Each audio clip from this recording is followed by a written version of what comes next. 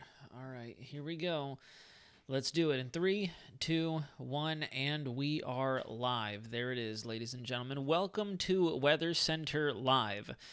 Once again, we're not going to be able to see how many people join us tonight, so I guess we're just going to go off the cuff. I don't understand what's going on with my YouTube toolbar. I'm still in a scheduled stream, but you know what? We're going to go ahead and have some fun. Welcome to Weather Center Live. It is February 6, 2024. I do apologize for not doing a full-fledged segment today. However, I figure the greatest way to keep a nice battle rhythm going for this channel is to do Monday, Wednesday, Friday actual hard segments, and then Tuesdays and Thursdays, pending the weather pattern, of course, we'll stick to just strictly some Weather Center on the live streams. So welcome to everybody who will be joining us. I have no idea, again, who's in here. My stream count is not working. I'm not too sure why, but thank you very much for joining me, whoever is in here. Cheese Grater 619, hello there. Wind Tornado in South Florida again. Alex Baller, we're going to get into that. Thank you very much for joining us tonight. Melanie Hunter, hello there from Ontario, Canada. Seth, welcome. Boston, how are you doing? Good to see you guys joining tonight. It was very, very windy, that's for sure. And yes, Cheese Grater 619, we have a lot to talk about. And a lot to air out as well. That's really just getting me, yeah, I agree. Daniel Lawson, YouTube is also messing me up as well, getting me upset. Not only because of the settings, but just because, you know, what I've been seeing in the YouTube sphere, as always. Let me adjust this so it doesn't feel like I'm hunched down looking at the camera. I should have probably kept my other tripod so I'm not looking down like this. Chris, welcome in. Shania, thank you very much for joining. Kevin, how close are we? There we go. Hello there. All right, we've got a number of people tuning in tonight, so we have a lot to discuss. I'm not going to lie, I've been taking notes all day, once again, trying to bullet point everything that I wanted to discuss tonight. This way it's not a jumbled mess of everything that we want to go over. Brooke Ward, welcome in. Hello there. Good to see you. So first things first, two big weather players right now. We have our giant storm system that's still impacting the West Coast. Lots of torrential rainfall, lots of very bad flooding, landslides, mudslides, you name it. Heavy snow, mountain snow, particularly for most of the Rocky Mountains to their entirety, at least in the United States, the lower 48, the western half of our country. We're probably seeing some up into the Canadian Rockies as well as that system continues to push off to the north-northeast. We are finally out of the atmospheric river setup. You can see the river itself is now positioned over the desert southwest. A little bit of jet support, dry slotting moving into the center of portion of the system as it continues to deepen down.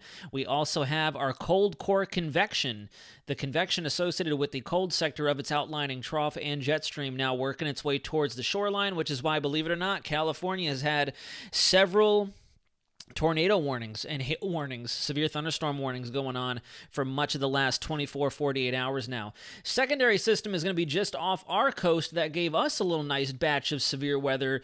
What was it? Today's Tuesday. All the days are blurring together again. So Sunday we had some severe weather down in South Florida. We had good amounts of severe weather up in North Florida as well as southern Georgia, especially near the Jacksonville, the Florida-Georgia state line on the east side of both of our states. We had lots of tornado warnings, lots of severe weather, and there was actually a number of hail reports from Central Florida, which I thought was very interesting. And, you know, it's something I probably should have blasted out there, but I did notice that our wet bulb zero temps were definitely in a favorable position, or I should say at a favorable level, to drop some decent-sized hail, whether it be a half inch all the way up to a full-on inch, which I believe an inch was reported around UCF, if I'm not mistaken.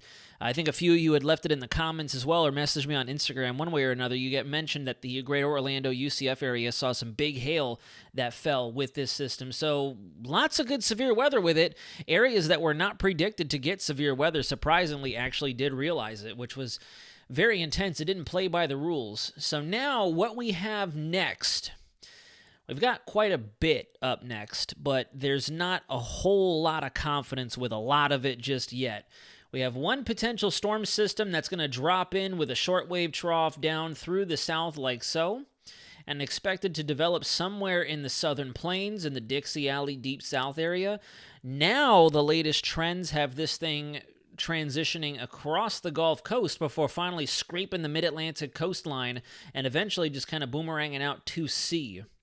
And of course, I actually was just watching some videos before starting this live stream just to see if anyone was investigating what it is that we and a few other very select sources have been investigating. You know, the potential for some very severe weather, and we'll talk about that. And of course, all we're doing is hyping snow.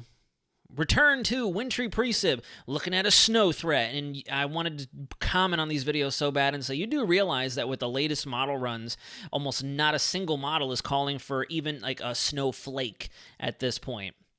For real. Like, can we just give it a rest already? And in fact, one thing I wanted to highlight today is, a matter of fact, with not only the system that might be developing over the southern plains, but another system that might converge over the western Gulf of Mexico like so, and shoot towards us later down the road between the 16th and the 18th of December, the 16th and the 18th of February, very reminiscent to what we saw in December is what I'd meant to say. I want to look at some of the different parameters and why things are kind of going sideways a little bit. So to give you a little backstory, if you guys remember at the beginning of January when we had that first major cyclone set up and run off towards the Midwest and the Great Lakes, very bad storm. We were out storm chasing it, as a matter of fact. Tornado outbreak in the south, blizzard, wintry conditions, winter storm conditions for most of the upper Midwest, the Great Lakes, and the Northeast to an extent. The big kicker with that storm was the fact that we had Arctic air dropping south out of Canada. So it was the Arctic cold push that really helped to ignite all the severe weather and obviously instigate a lot of that wintry and snowfall, the wintry weather and the snowfall up in the north. Now, what I'm beginning to notice, which does have me a little bit more concerned, I only say a little bit because we're still kind of a ways away. We're just under a week away, and the models are still all sorts of back and forth in terms of intensity and track. They're very consistent now at this point, with definitely generating a system down over Texas, Louisiana, the Arklatex, and Oklahoma area, and shooting it off this way. The thing is, though, we don't know the intensity just yet. We don't know how much cold advection will be associated with it. We'll have plenty of moisture, and we'll take a look at those dynamics. But the reason I'm concerned about it is we're going to be the warmest we've been down here in the southeast in a long time, just about the entire winter season. Because we're going to have a optimal Atlantic high pressure, a Bermuda high set up down over here, and I'll show you that in a moment as well. And then we have our polar push coming out of the north, and that is going to be a perfect spot for some conflict of air masses to create severe weather. And of course, no one's talking about it. So far, every single forecast I've seen is we got to watch out because we might get a little rain, and it's like, so if it was a snowstorm, you'd be going hell and high water. You'd be talking about how it's historic, it's rare, it's extreme, it's just exploding. But the fact that it's in an optimal position to give us down here in the south severe weather, oh no, it's just going to be rain, tornadoes, who cares? It's just rain in the form of a funnel. Hail, it's ice cubes, why are you guys panicking? Snow is where it's at. If it ain't snowing, there's nothing happening, and it's ridiculous. It makes me upset. All right, let's get into the models. By the way, if I have anyone tuning in from the Caribbean, we have been seeing tropical storm conditions more or less down over the Cayman Islands, getting close to Jamaica, through Cuba and the Bahamas because of a strong low-level jet that's wrapped up in the backside of this system. You see all this very, very intense dry air. That is your low-level jet that was just buffeting, and I'm talking buffeting the Cayman Islands. I saw a lot of videos on Instagram earlier today. One of my followers, she was nice enough to send me a bunch of footage that was coming out of that area and was very impressive, very intense, to tell you the truth. And all it took was just this big old upper low system, which makes me very, very gravely concerned for the hurricane season because it's only a matter of time. And we're not even going to talk about that right now. All right, here we go. So we have that first system traversing out of the Rockies that will.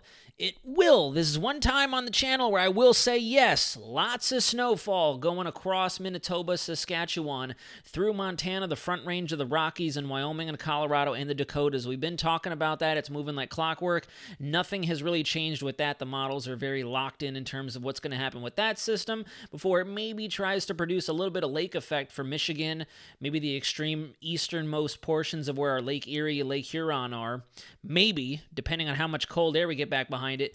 And right away, right here, before we start to see cyclogenesis, before we move into the portion of Nazari, you know what to do. It's time whenever you want. Oh, yeah. Yeah, that's true. But, anyways, so what we're looking at here, we have our low pressure here bringing down cold air along the back side of it, like so. Okay, and then if you look down here, we have a high pressure just off the southeast coastline that is going to be tapping into cold air to its north. But then if you notice, it's also going to be feeding off of all this warmer air down over the equator area or the equatorial regions, the Caribbean, the Gulf of Mexico. And you can already see where we have a little bit of convergence between the two air masses going on here. And that's why I do think that the Gulf Coast states, East Texas through to Alabama, are going to see very good onshore flow. And the model's already doing a great job of showing it right there. You can see a frontal system right in through here, very weak frontal system. Right along the nose of this high pressure, there's a cold front right in through there. A little hard to pick out, but you have a high pressure moving through the northern central Rockies, the Great Basin area, punching down towards the southeast, and we have all this very good return flow from the south moving up out of the Gulf of Mexico. I'm not too sure why. I'm right in front of the mic. There's been a select few people who've been mentioning that they can't hear me. I'm not too sure why. Can everyone else hear me okay? Do I need to adjust the mic just a little bit? So this is what's also going to help to really amplify our cyclogenesis, our next Baroclinic system. So as you take it a little further through time, this right here, even though we're down at the surface, this is our shortwave. Let me clear the ink out of the way so you guys can see. This is our shortwave trough, right along the leading edge of some new jet energy that's moving across the Rockies as well. Here's our high pressure. Still very aggressive return flow out of the south. We're going to be pushing the 80-degree mark here in central and south Florida. Florida is going to definitely be looking at a glimpse of spring as we go through Sunday and then Monday. We'll take a look at those temperatures as well, which is why I'm a little more concerned about the severe weather threat. And then there you have it. As soon as you go past 120 hours, there's our cyclogenesis really kicking off. And every single new iteration of these models has this system moving further and further to the south. And that's kind of what I put in the thumbnail today. The last couple model runs from the last few days had it going this way. Now we're very, very steadily seeing this system becoming more of an east-northeast as opposed to a north-northeast kind of track or trajectory. And unlike the cutoff low system, here's our low, here's our cold front, and then here's our warm front. And then a little bit of a stationary boundary attached to that previous front that helped to drag that cold air across the Rockies that initiated that onshore overrunning setup for the Gulf coastline. So this is what has me concerned because we have very, very robust low-level warm advection, moist advection occurring out of this direction, and we don't have the strongest cold advection back behind it. This is a polar front-supported system. But if you remember at the beginning of the live stream, I told you guys we're going to kind of see things go a bit topsy-turvy. It's not necessarily the amount of cold air, and especially as we get closer to springtime, it's not going to be the amount of cold air we want to watch for. It's going to be the amount of warm air that's out in front of these cold pushes as we transition from a wintertime to a springtime fashion. You could have the slightest bit of cold air from up north try to move its way down, but if you have an entire east-southeast quadrant of the U.S. that's underneath spring, then what's going to end up happening is chaos, utter chaos, because you're going to have fairly good bona fide polar air, even modified polar air coming out of Canada later into the month of February, especially through March and maybe even the early half of April.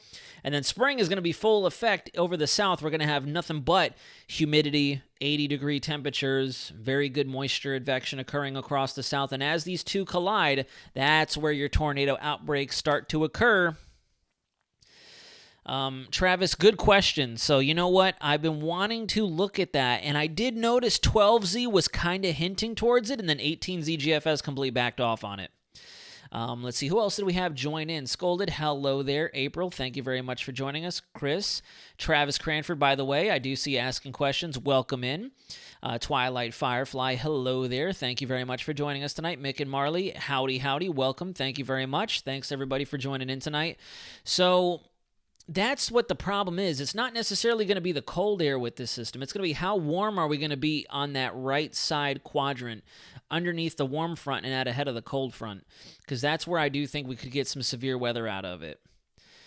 And as you take it through time, there you go. It continues to deepen down as it moves across the mid-Atlantic states. And again, despite all the hype and enthusiasm out there, the Euro is not thinking anything in terms of snowfall. Nothing. Not a single little snowflake of snow with this.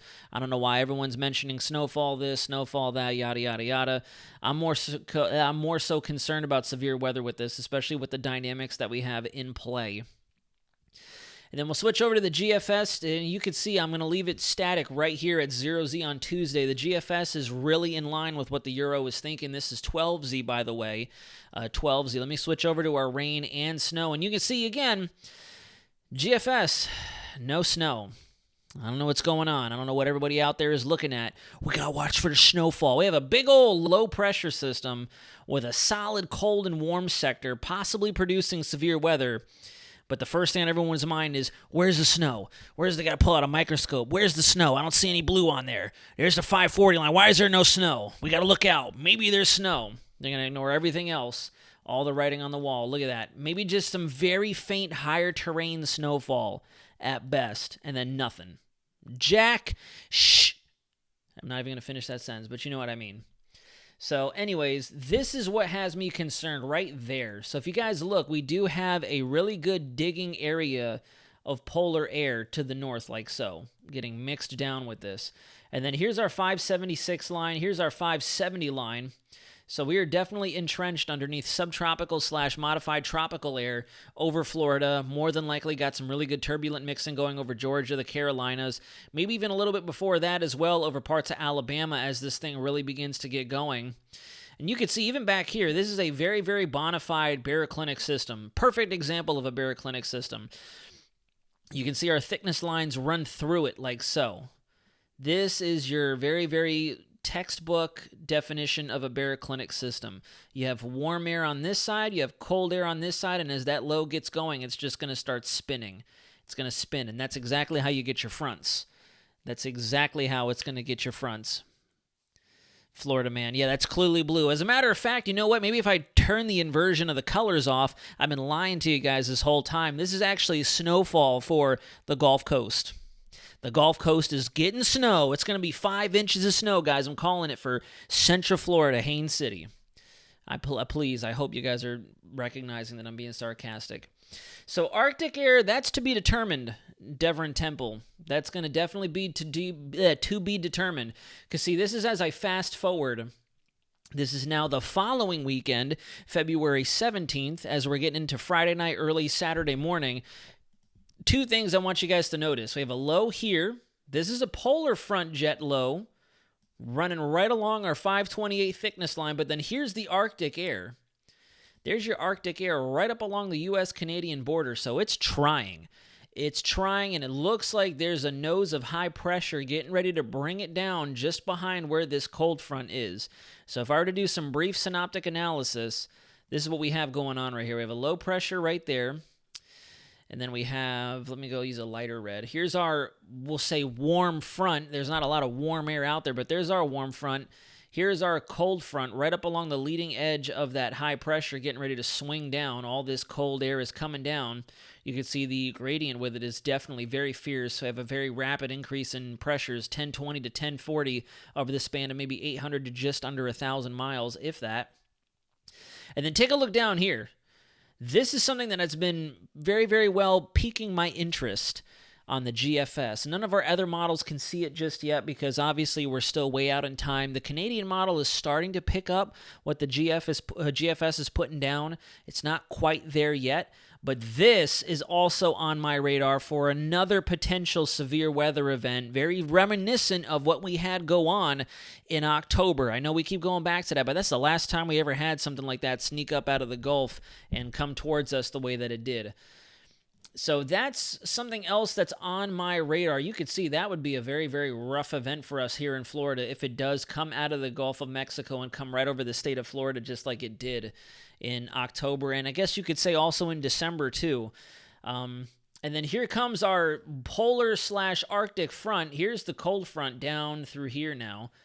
If I were to go ahead and draw, this would be a stationary boundary right in through here up against the Rockies. That's not going anywhere. Remember what I told you guys about if you can tell if it's Arctic air or not Arctic air, if it butts up against the mountains like this and cannot flow south. So this is definitely Arctic air now. We have our 510 thickness line right here. There's our weak little warm sector, very weak, not a whole lot associated with it. So right now, GFS anyways, by itself is thinking, whatchamacallit, we could see Arctic air make a return in the middle of the month, a couple days after Valentine's Day. Only thing with this is if I go to 18 Zulu, completely gone, completely different. You see that? That's what leads me to believe that the GFS might just be going crazy. Because look at 12Z. 12Z, huge difference. Huge difference. And a lot of people are going to fall into this trap if they keep making these videos, hyping the snow and the cold air. Here's your Arctic air. Why did it get so small? Here's your Arctic air mass on the 12Z GFS. And then we go to 18Z, gone. Nothing. There's not even a high pressure out here anymore.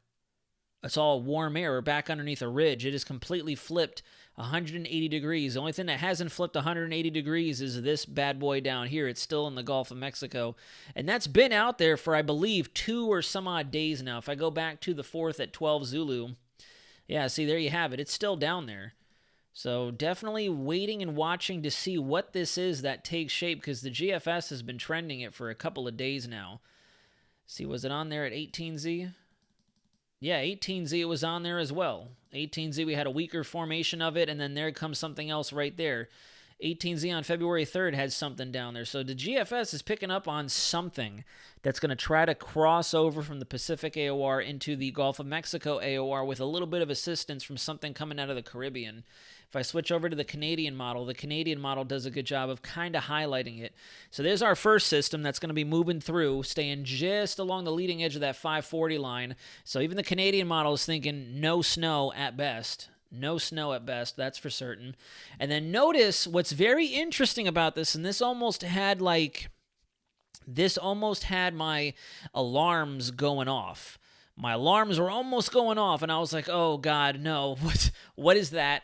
But notice how the front comes through, the fronts go through, and just like everybody was talking about at the end of hurricane season last year, we get a little bit of a tail of it down through here. Little bit of spinach right through there. Very weak spin that just sort of marinates down there. You see it? And then it wanders up over the Yucatan Peninsula, meets up with the nose of our next cold plunge right in through here, like so. So we have a little bit of vorticity coming together, and then something decides to come across Mexico at the same time out of the Pacific. I know you can't see it, but that's kind of what the Canadian model is thinking is going to help to manifest our system out there. Very interesting. Very, very, very interesting. It is going to be 150,000% supported by our subtropical jet. Actually, you know what? It could have some influence from our polar front jet as well. That's also going to be something we'll have to watch for. Because there's our El Nino subtropical jet. That's for certain. That is all subtropical down there. But then again, with the way the thickness lines are coming down to the south, let me go back up over Conus and see if we can find it. So yeah, there's our polar front jet right there. And then we get a little bit of whispering that our Arctic jet may try to come down and meet up with it as well. So very interesting setup. Very, very, very interesting setup. Pete, welcome in. Thank you so much for joining us. I really appreciate you tuning in tonight. I saw your message earlier, sir. I got to get back to you. It's just been very, very busy. Very, very busy last couple of days. Extremely busy, I should say, honestly. I feel like all the days are just blurring together at this point. Yes, please, woman, never seen it. Naz, helping with projected snow trip. Temperatures will surely be low on the south, but I don't think we'll be able to make it to the freezing point for any snow.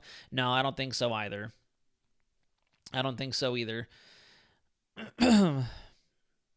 I'm not sure if it was F-35s, but the Air Force was doing training exercises, and 2 of them did a low-level pass right over Sanibel Island last Wednesday. It sounded amazing. Your Air Force guys are cool. Oh, well, thank you very much. That's actually pretty awesome that they did a little bit of a show. I believe there's an air show out at MacDill coming up very soon. I think in March that I want to try to attend. We'll see. But yeah, that's what we have going on down over the south.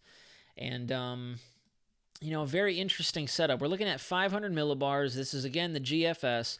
You could see our nice little shortwave perturbation right there that's going to really kick things off. And then we have secondary energy. You could see it drifting over Mexico right there before it finally unveils itself and gets going. Force-fed by our subtropical jet, and a little bit of extra vorticity kind of gets entrenched into it. It's very neat when you can pick this stuff out. And then here you go. What we're using here is called our critical thickness. Our critical thickness is essentially all the other times you guys have heard me ranting and raving about, look at this thickness line, look at this thickness line. I forgot completely that College of DuPage has an actual critical thickness chart where you can see where the delineations between air masses are and where your rain-snow mix is likely to occur, where the Arctic air could possibly be, as well as what type of a jet is supporting your system. And it's very neat. If you look at this, all of our critical thickness lines up perfectly, like clockwork, with that next system. Boom, right through the center of circulation with a type B comma cloud forming up, just as you can see here. Nice cold sector right in through there, and then here's our warm front. Perfect. You could draw charts off of this map if you wanted to. You absolutely can, Travis. You definitely can. We had a tropical system in January of last year, if I'm not mistaken. You most certainly can get a tropical system, that's for sure. Most certainly. So that's, honestly, that's a reason why I do tend to keep my eyes peeled just for shoots and giggles. Like every now and again, when I see these systems coming down and moving across the Gulf, or like this last upper low that's now just situated off of our coastline right here, I do take a quick glance at some of our ensembles, and I do take a glance at some of our probability charts to see if there's any probability of it trying to take on some tropical characteristics. At the moment, I don't really think anything is going to have the capability of doing so, because a lot of the waters right off of this area of the U.S. are fairly cold. We still have some warm waters trying to edge their way into the Gulf of Mexico, a little bit of warmer waters down here towards the Bay of Campeche, and then obviously we have very good temperatures still in effect for the Caribbean, just to the south of where the Bahama Islands are, to the northern edge of the Greater Antilles, along those lines. PM, welcome in. I don't know if we've had any ads. I haven't been paying attention too much. It says we still have excellent connection. Everybody else, how's the stream going? Are we all still here? Because I've noticed that the chat has kind of slowed down. I see Travis, Boston, and PM really replying, but nobody else. Did anyone else get booted, or has anything all of a sudden changed in the stream? I can't see any of the analytics or anything like that. Can't see anything, which is a shame. I don't see. It still says my stream is scheduled for February 6th at 8 p.m. I don't know what's going on. Tourbus Ronnie, greetings. Digging out from under 100 to 150 centimeters of snow in Nova Scotia. Unbelievable. Wow. That's awesome, but probably very frustrating at the same time. The stream is great. Good connection. Good. I'm here. Okay, perfect. Well, I'm glad that you guys are doing okay. Some people getting interference. I'm not too sure what that issue is. It might be on your end. I hate to say it, but it seems like everybody else is running and functioning A-okay right now. Boston and his snow questions. He's going crazy. Where's the snow? He's bringing all that hype energy in here, and it's starting to overload the server. But yeah, so, what I think we need to watch for with this first system is really going to be the intensification of it. The intensification is definitely going to need to be watched, because even just looking at this AOI, here's our high pressure that's just going to be driving a ton of warm air out of the south to help collide with our cold boundary right in through there. Here's the cold front, again, from just a different perspective. So I would not be surprised if we start to see severe highlights going for the Gulf Coast line or the Gulf Coast states once again, with the highest threshold being right up along the coast, as always, and we might have a bit of a higher risk in Florida because of how warm it's going to be. And I'll show you guys here in a second. I just recently started playing around with these tools. We'll go to the model lab here on weathermodels.com, and let's see, we'll go to the ECMWF EPS. Let's go to Orlando, and then there you have it. Take a look at that. So for Sunday and Monday, we're going to be very, very, very hot. Even as we go through Thursday, Friday, Saturday, we're going to be getting more and more mild as we go throughout the week. And then Sunday and especially Monday are going to be very warm. We're going to try to breach 80 degrees on Monday. And that's probably warmer than we've ever been when a synoptic scale feature like this has come through. Notice our moisture is also really starting to go back up. We're dry starting off, today, obviously, and into tomorrow. We're still going to be under that modified air mass and all that dry air we saw in the water vapor. But then notice how our dew point even tries to go up a total of 12 to 14 degrees before dropping back down after the progression of that front. So very, very, very interesting. Very interesting. We'll have to see exactly how that shakes out.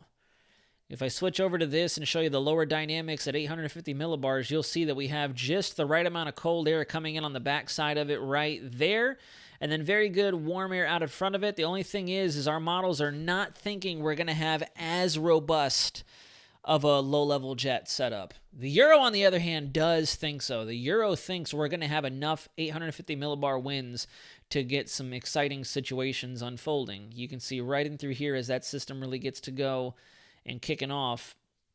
There you have it. We have a low-level jet of upwards of 60 knots expected over Central Florida. And I know this is all out of the west alongside our El Nino jet. If I go up to 300 millibars and you look at our El Nino jet, same thing, right overhead, right there, right over top of us. So that is very good vertical speed shear. Very, very, very good vertical speed shear.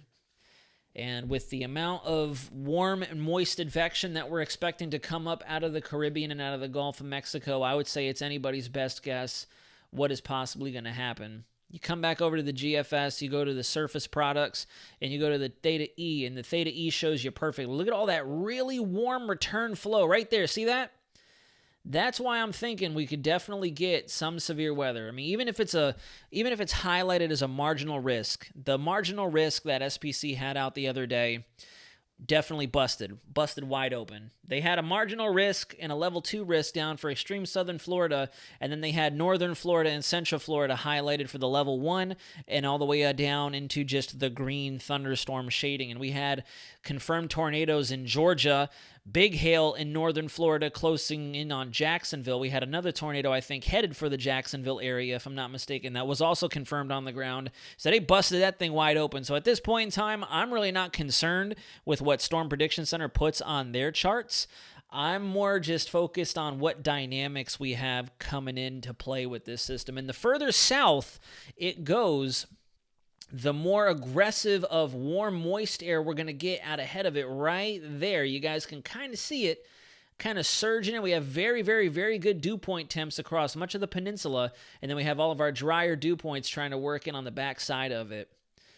Let's see. Let me go to, what else can we look at? Temperature anomalies. The temperature anomaly chart does an excellent job of showing it. You can see it right there. Lots of really good warmer air just out ahead of it. Cold air, not too extravagant. As I mentioned, this is going to be more so how much warm, moist air we can get out in front of it, out of this polar plunge that's going to be coming in on the backside of it. So, yeah. A friend of mine at NHC is very concerned for hurricane, especially along Texas coast. I do agree with that. I definitely do agree with that, for sure. The Gulf of Mexico is going to be open for business. That is for certain.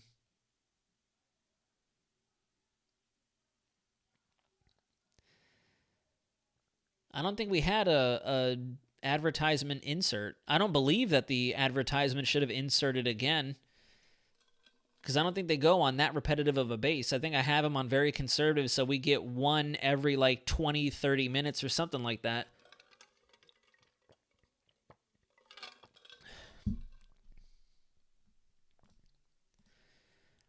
If we come over to our convective products, the one thing I'm noticing is the models are still keeping our CAPE values very low. And I'm not too sure why. You can see right in through here, our CAPE stays fairly low with that system. Surface-based CAPE, nothing to write home about. It tries to make an appearance, but it looks like it's capped. Supercell composite for that system, nothing impressive. I mean, it does try to form up over northern Florida once again, getting towards Jacksonville. EHI, from what I saw, didn't look all that crazy just yet. Kind of the same general area. So I don't know. We're definitely going to have to watch exactly what shakes out. We still have quite a ways away before we can really iron out what type of dynamics we have with this system moving in. Travis, to answer your question, let me go to the dew points and lifted index again. So if you go right up against to where showtime is, these are our dew points right here. And you can see we are well into the upper 60s, trying to get closer to the 70 area. The further south you go, you get into those 70-degree dew points just off the southeast coast of Florida. But the entire state up into southern Georgia is entrenched under mid-60s, upper 60s.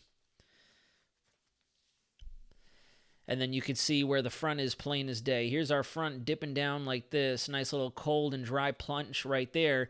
There's your warm sector. And right in through here is where I do believe we could see some severe weather. You add that shear component, that speed shear component like this, and we have a very good recipe for at least some stronger storms, you know?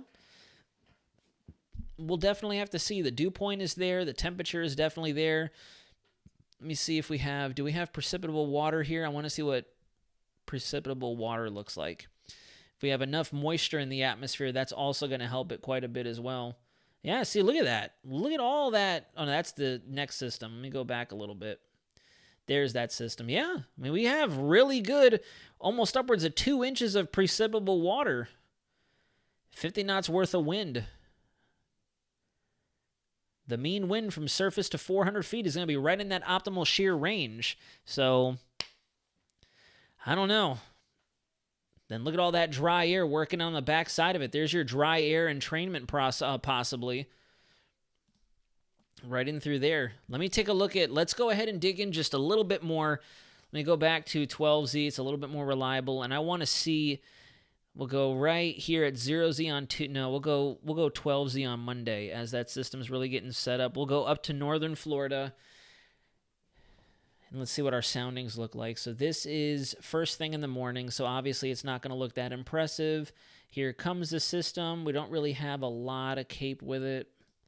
And then this is just as the system is getting ready to pass. Very, very saturated column. So once again, you know, it's going to be at least according to our models. Models are very weird. You know, there's got to be a missing link that I'm forgetting here that I'm not looking at.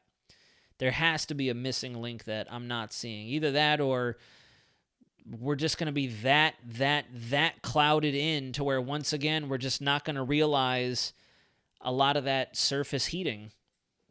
I mean, we kind of do, because look at how far above freezing we are, where our temperature is expected to be 68 degrees Fahrenheit in northern Florida.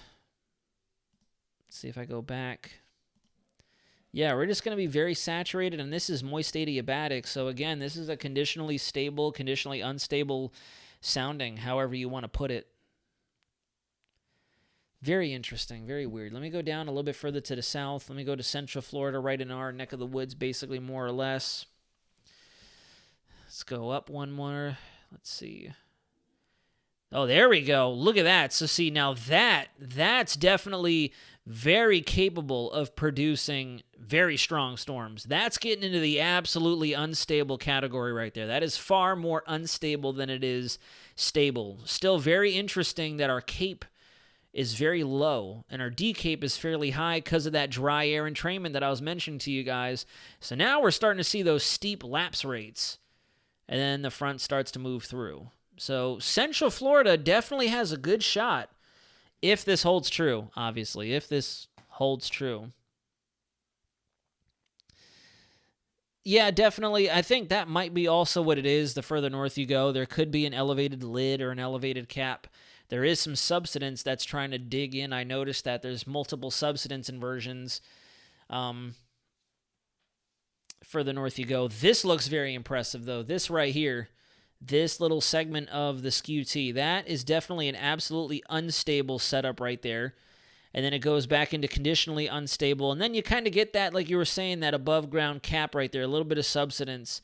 But at the end of the day, though, this is still a more conditionally unstable sounding because we are far warmer at the surface than we are aloft. So that cold air is going to want to come down while this warm air is going to want to rise. So, looking at this, if I were to follow it dry adiabatically, we could still try to get something out of it to get past that cap. And then obviously we're going to have some mechanical forcing as well that's going to help the lift via the shortwave vorticity with this system. So, it's going to be tough. It's going to be very tough.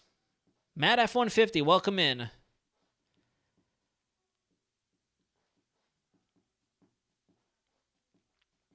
I don't know. We'll see. This, I don't see why we wouldn't get severe weather out of this. A lot of us were thinking we weren't going to get severe weather out of that cutoff low, and cutoff lows proved to be ruthless to forecast for, and we ended up getting quite a bit of severe weather.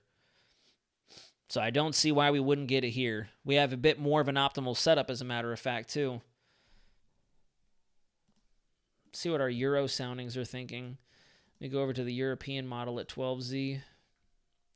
We'll fast forward to about showtime. Let's see, right there is where I will leave it. And let's see what Central Florida looks like. Vastly different sounding. Vastly different sounding. So now, again, this is where, it's a matter of apples to oranges. Yeah, see, this is not a good sounding for severe thunderstorms at all. There haven't really been any, there's a little bit, there's some good warm air advection occurring. The model is definitely thinking we're going to be a lot cooler than the GFS is. But you know what? We'll wait to dig into some high-res stuff when we get closer. We'll have to see exactly if this thing even forms up. Honestly, our models have been so back and forth on it. We'll have to see exactly what forms up. And I can definitely understand there being a bit more increased, cooling going on through here with that onshore flow, that overrunning setup that's going to create more of a stratiform environment than it will be a convective environment. But looking at this by itself, we don't have a very favorable southerly flow. That is one thing I will admit blatantly. But there's your punch of cold air, and our low is here. So we are definitely in the inactive frontal section here. And basically what the inactive frontal section is, guys, for a lot of our severe storms or a lot of our cyclones that we've had come through, by the time they get to Florida or anywhere in the southeast, that low pressure is far enough up here to where we no longer have that very, very, very strong scraping effect, that inactive catafront, as it's called, where your cold front will catch up to the warm front and you'll get that little purple front, the occluded front. We always get the very slow-moving, kind of the weakest portion of that cold air advection, if you imagine it's spinning around our low, called the anafront or the active front. And in this case, we're going to be in the inactive section of it. The warm air is going to be here, and that strongest push of cold air is going to be right there. So, I don't know. We'll see what happens. I think that we have a good run for it, particularly the further east you go. What could be the biggest limiting factor, once again, for the Gulf Coast states, if I switch back over to here, you see all that frontal overrunning already taken place. So this here is going to help to release heat, and it's not going to keep things warm. It's going to keep things a lot more stratiform in nature. But notice how Florida, parts of Georgia, the Carolinas try to stay out of that for the most part, at least North Carolina does. And then you have your perfectly set up warm conveyor out of the south, helping to provide what's creating that overrunning frontal precip. And then once that system really gets going, whoops, I did not mean to click on that again once more. There you go. So, we'll see. We're still in a holding pattern. Mainly just going off of pattern recognition right now. That's why I keep pummeling everybody with all these disclaimers that we just don't know yet. It's always difficult to call it out. We're just kind of using pattern recognition at this point. That's definitely going to be a very potent system if it does come together, though, especially for the mid-Atlantic states. I would definitely think that there's going to probably be a flood threat in that area. 24-hour precip. Oh, yeah, look at that. In 24 hours, getting all the way up to about 3.5, 4 inches of rain. Drought? What drought? Drought is done, thankfully. The drought, I think, if I'm not mistaken, is just about done for a lot of us down here, finally, with all this rainfall. That could be big flooding. That could definitely be another flash flood scenario. Looks like in the, every 24 hours, we're going to get quite a bit of rainfall accumulation. Where's the total precip? Let's go to total precip and see what total precip is thinking. So if I go all the way to the end, yeah, we're trying to get up into the half-foot range. Average is 3 to 4 inches with some isolated instances of 4 to 6 inches, just like we typically see. Florida, once again, only getting just below an inch for most of us down here. So I don't know. There's got to be, some kind of limiting factor that we're just not seeing. Tiffany Prime, welcome in. Thank you very much for joining us from Tallahassee. Good to see you.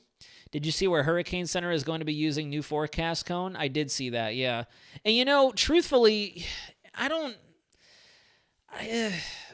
like it, and I get the concept, but at the same time, I'm kind of like, what does that do, though? You guys are really trying to innovate, but I don't really see much innovation going on. I don't really see it. Like, whoa, yeah, you're going to see warnings inland now, too.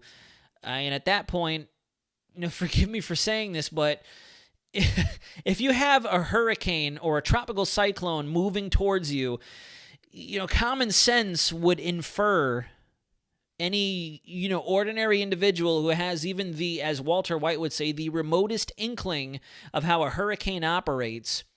Well, if a hurricane is coming towards my area, it's going to weaken a little as it moves inland, but I'm still going to get hit by stuff. Like, yeah, it's not going to just disappear, and the coast is only going to get it. So I don't know. I mean, there's a lot of people out there who are like, yes, this is revolutionary. The hurricane season is going to be, it's not going to be the same. We're saving. And it's like, yeah, but at the same time, I feel like it's just going to make charts look a lot more congested. It's going to look a lot more cluttered. So I don't know. I thought that maybe they were going to do something different with showing like a wider projected, like if they did away with the little center thing, I think that would be far more beneficial if they made it just the cone.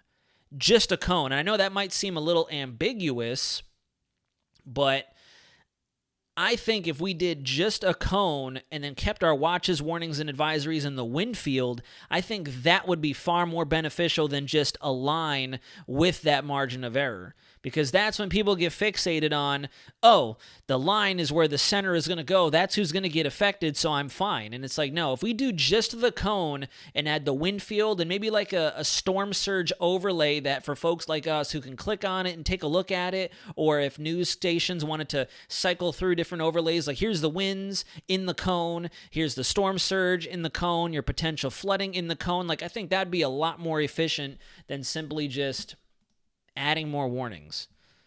I think that's a little redundant.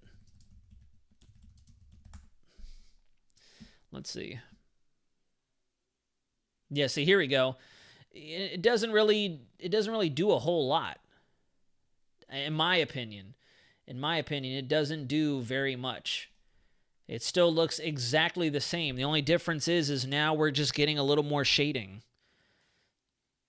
It looks cool, don't get me wrong. Like, it does look cool that it shows that more people will be affected. But at the same time, I don't see anything extremely like, whoa, brr, cool. Like, yeah, that's exciting.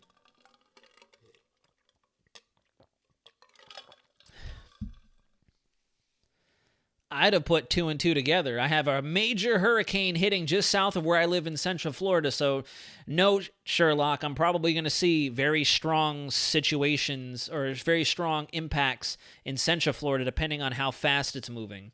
But, at the end of the day, they're doing what they need to do, and they're just trying to get the information out. And there are probably a lot of people out there who don't know butt from elbow, sadly. And they need stuff like this, So I'm sure it's going to help people out there. It's not going to be a lost cause. There's a reason that they implemented that. I joined late Florida looking at severe weather coming up. I do think so, Tiffany. I do think so. We'll have to see. We're in a holding pattern right now. There's 2 major areas that we're watching currently, and I'll switch back over to our MSLP as we get ready to slowly wrap up the live stream. So one very humble feeling, or I'm having an aneurysm. One bit of a slightly humbling and positive feeling I have is if you watched a few videos ago, I think it was back at the very beginning of February, if not the back end of January, I mentioned that my gut was telling me that around Valentine's Day, with the pattern shifting, is when we were going to see a return of winter storms, strong storms, and all that stuff. And it's kind of nice to see that, here comes Valentine's Day, there goes one storm, and then here comes a potential next storm riding our low-latitude El Nino jet right there. So the gut instinct still serves me well, thankfully. Definitely thankfully.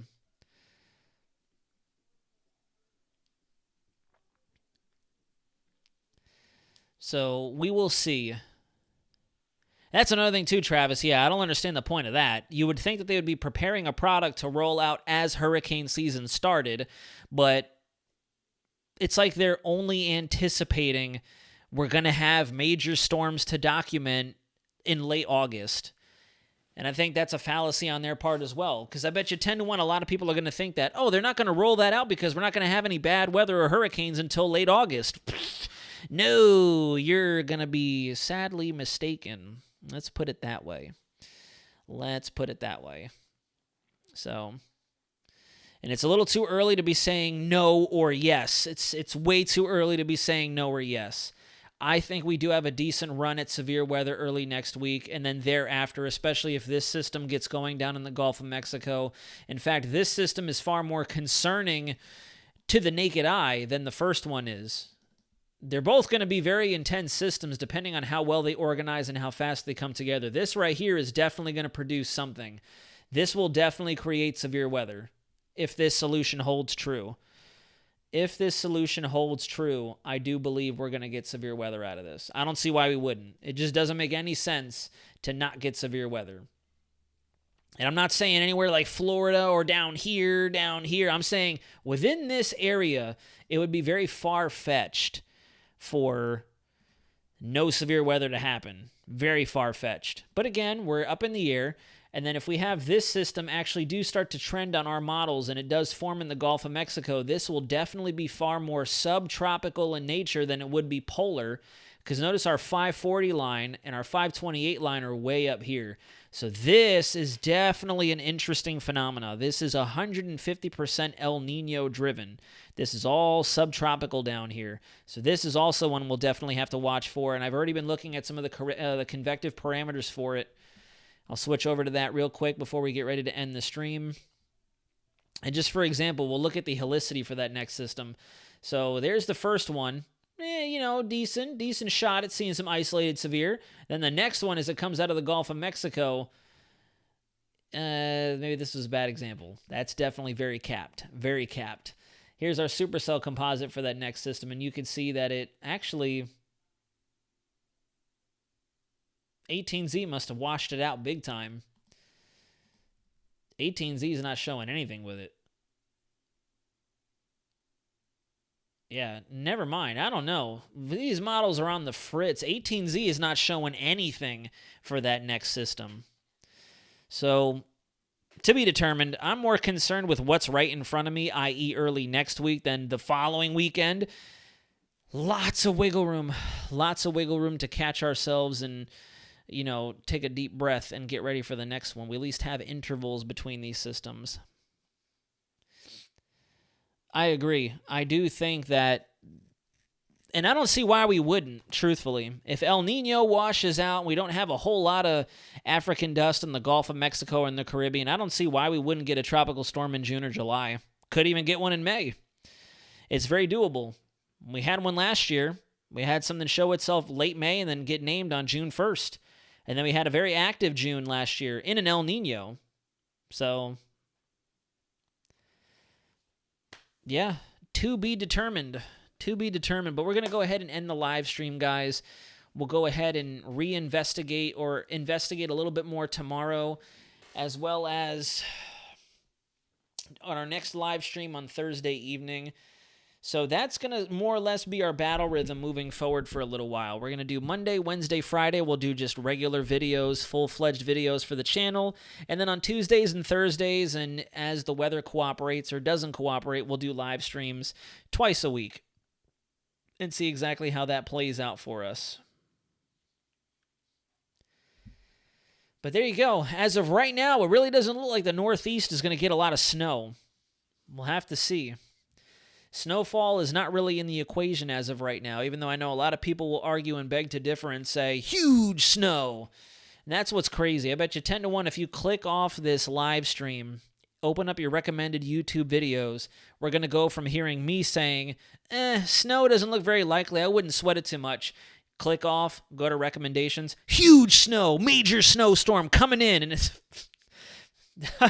part of me kind of wants to do that. I'm going to open it up in a different tab away from the shared screen so we can see if there's anything that does pop up. And then I'll very quickly drag it in front of the stream if I do see anything in my recommendations. A lot of my recommendations are turned off, so maybe this is not the best for me to be looking at. Let's see. Oh, there it is. I'm going to open it up, and it's going to be very fast. Right there. Boom, that's it. That's all you're going to get. You're just going to get a very quick little boom, boom, boom thing.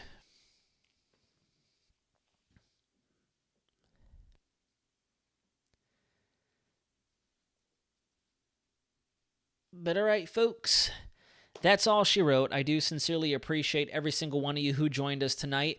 From my recurring viewers, my regulars, to all my new viewers, whether you're joining from YouTube, joining from TikTok, joining from Instagram, wherever you may come from, slowly but surely, we're trying to grow the Weather Center community as best as we can. And Lord willing, we can just continue to slowly but steadily grow, slowly but steadily battle the infestation that all is, or that is all hype and snow. Weather has become just as trendy as the clothes and the shoes and the styles we rock nowadays, I swear. Wintertime, nobody cares about anything else besides snow. Hurricane season, nobody else cares about anything besides hurricanes. That's also one thing I did notice about last year. I think I made one video about tornadoes occurring inland, and I barely got any views. It's crazy. It's crazy. I got to remember that this is still technically social media, and the trends are where it's at. So, sometimes I wholeheartedly believe I take this too serious. But I can hear some of you guys out there right now, that's just because I care. So that's why I take it as serious as I do. But all right, before I go into another... Oh, yeah, I do agree. I do definitely agree with you on that. Perro cubeta. I definitely agree with you on that one. But everybody, I hope you have a wonderful rest of your Tuesday night. We're already almost halfway through the week. Tomorrow you can expect another full-fledged Weather Center segment to hit your YouTube recommendations. Please make sure you have your notifications turned on so you don't miss an upcoming update. If you are watching the stream or are tuning in post-live stream, please contemplate or consider hitting that subscribe button and turning your notification bell on so you don't miss any of these recurring updates or live conversation sessions that we have. Tuesdays and Thursdays, we might go back to our Monday, Wednesday, Friday Tropics talk as we get closer to May and then through hurricane season, because we had a pretty good rhythm going on that. And typically we do have stuff out there to track, so we'll see. I'm still ironing out the kinks of my schedule right now. Still really trying to figure it out.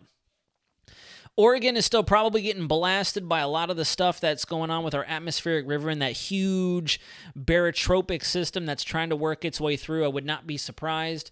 We'll go back over to the satellite imagery. You can kind of see that they're in between systems right now, more or less.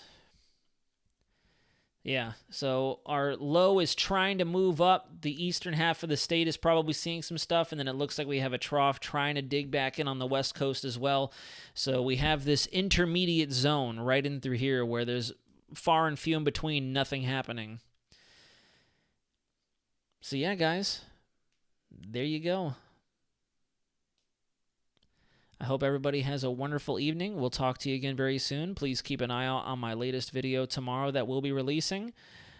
And if you have any questions, comments, or concerns, drop me a comment in the section below. Hit me up on Instagram, TikTok, or my X. Said it right this time tonight. I will always get back to you, and I respond to all comments regardless of the time of day. I'll wake up at 4:30 in the morning and reply to a comment, a message, etc. I've done it before. You guys, some of you out there can testify to that, and I will definitely get back to you at my earliest convenience. But until next time, folks, this is Weather Center Nazario, signing out.